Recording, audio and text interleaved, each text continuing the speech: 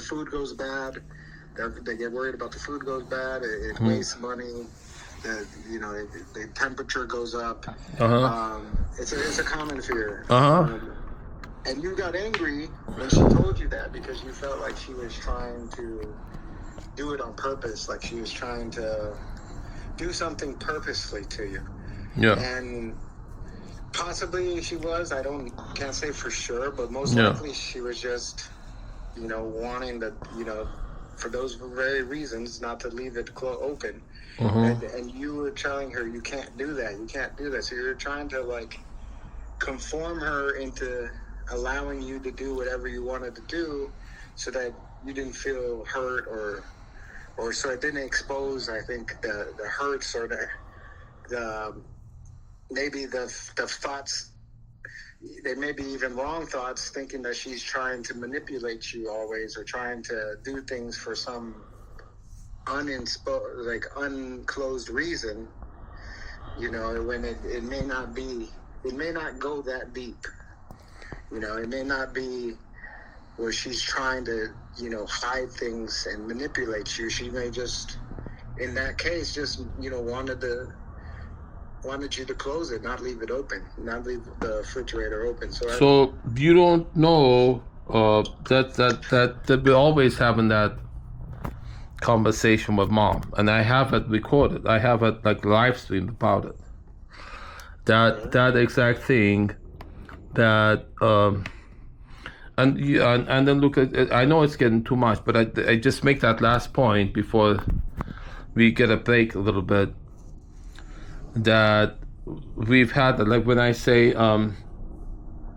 I tell her how eating extra virgin olive oil is a healthy thing to do, and she'll say it's too expensive. Extra virgin olive oil. Or another situation, she was saying don't leave the air conditioning on in the hot car because you're wasting money. Right. And then she's very money oriented. Yeah. And then when I bring up that she put for my brother's grave, they had that very, very expensive service when they were burying my brother. And they put the people doing the service were wearing this very expensive tuxedos with high hats that would take off and give a salute to my brother's casket. And they buried him. It was a marble slab, really, really expensive marble slab, the size of the entire length of that the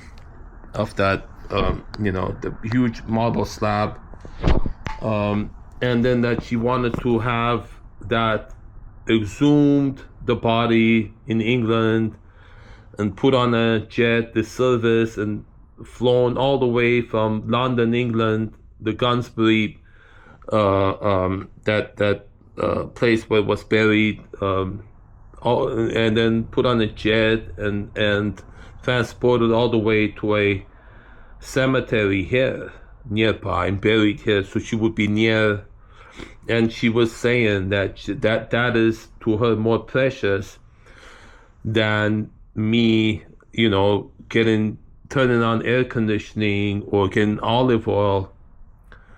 And she has communicated that after my brother died, she didn't want us to be a family anymore without him.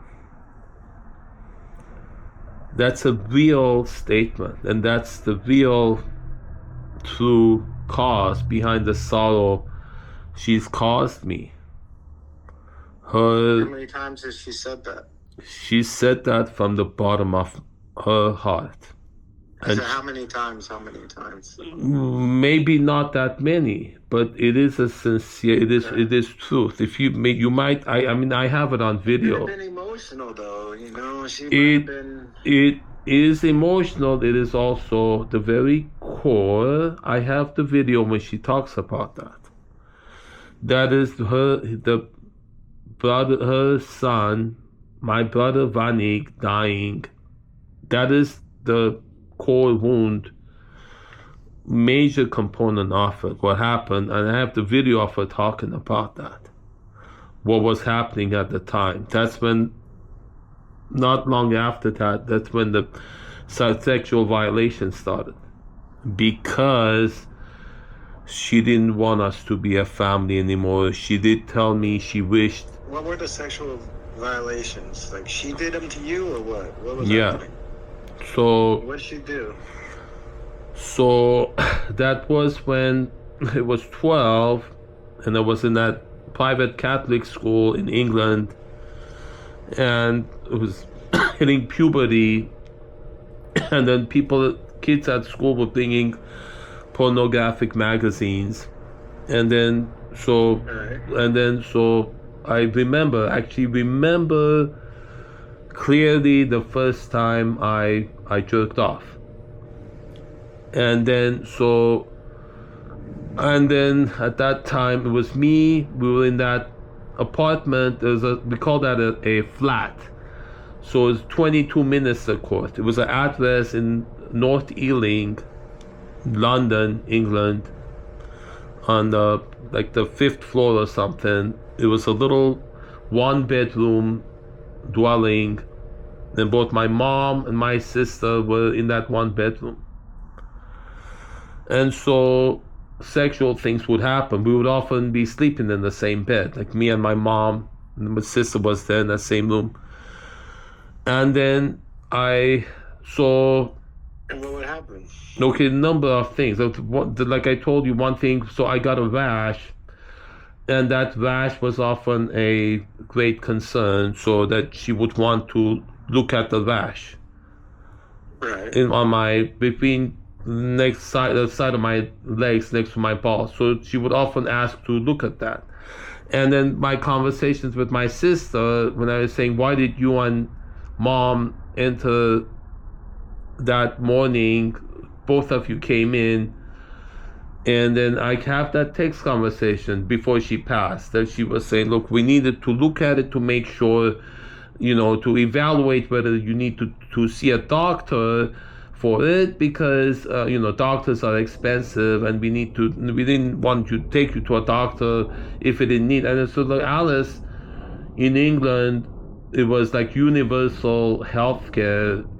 Any doctor you would go and see, and then it was without paperwork. Like, you would just go into a doctor's office and you would be seen within a matter of minutes without any insurance or thing. That it's universal healthcare in England. And she acknowledged, Zeke, you're right. So they came in, both of them together. They woke me up, and she pulled down my underpants as I'm in bed, and I had an erection that made her so excited. I got mad at her, and I got a thing of water, and I splashed it in her face. It was upset. It got me upset that she woke me up, and then she pulled down my underpants, and I had a woody, because that morning wood, because I was 12. And both of them, they came in, both of them together, and they violated me in that way. That's just one single incident. But they were, and then there were other incidents, and she was there every morning. How old was your sister at that time? Do you remember? So I was 12, and she's like 3 years older than me. So she was 15, 16. 15, and she was having her own, like, her first boyfriend, Vazgen.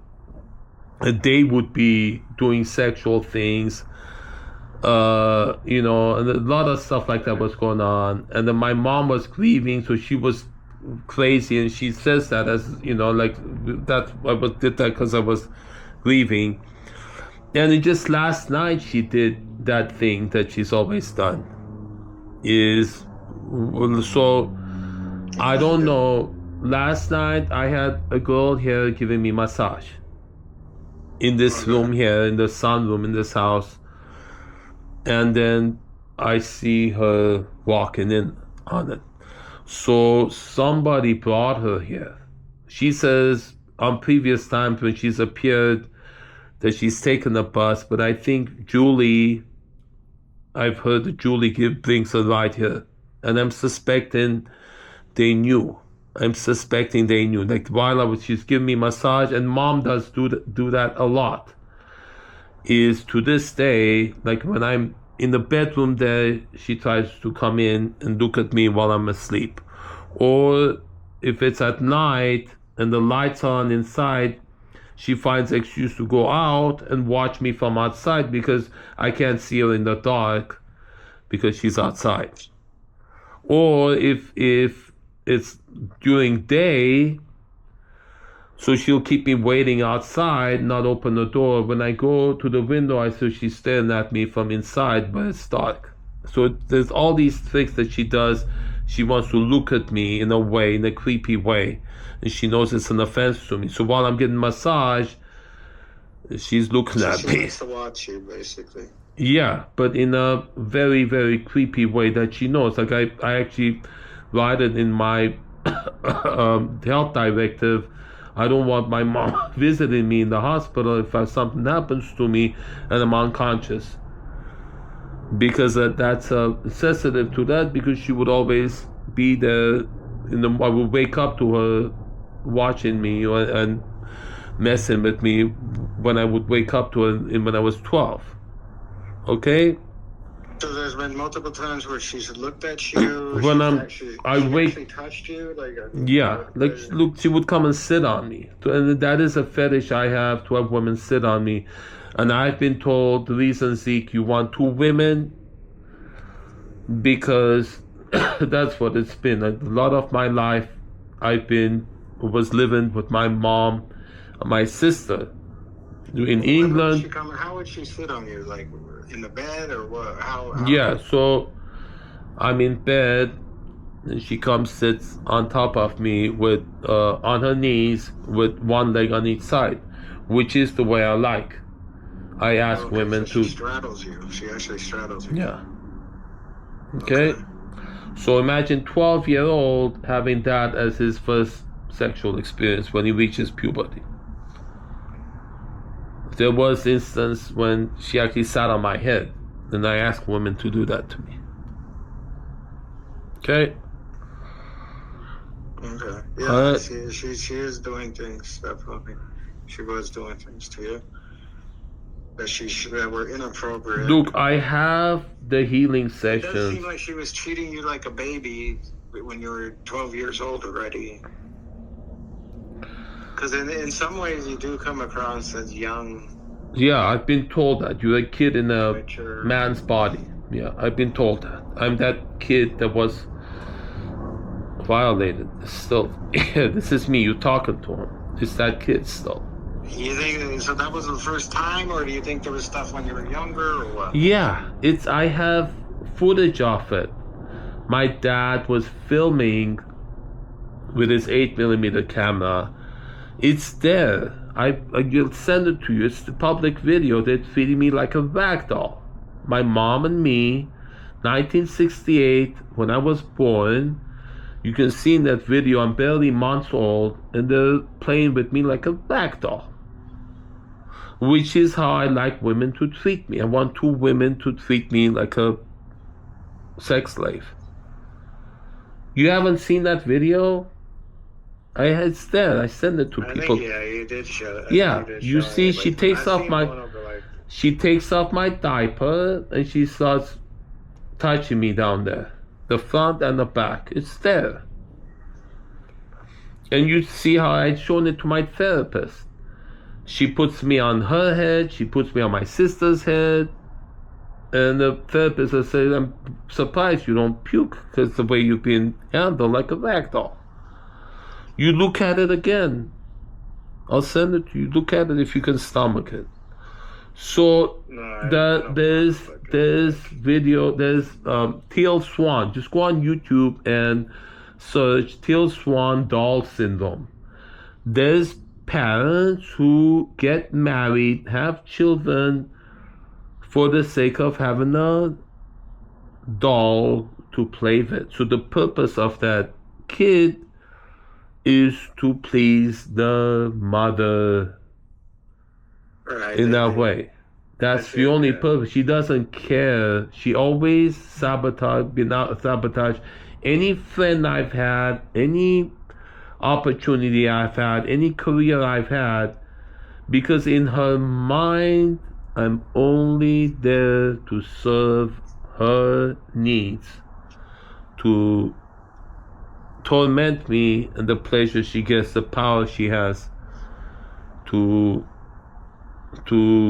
trigger me, get me upset, and then call police.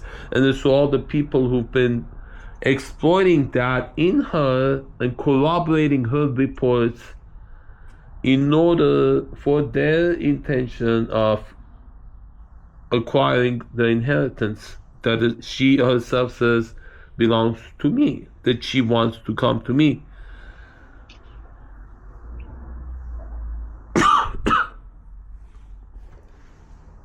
I'm speaking you the truth, David, and everything I have will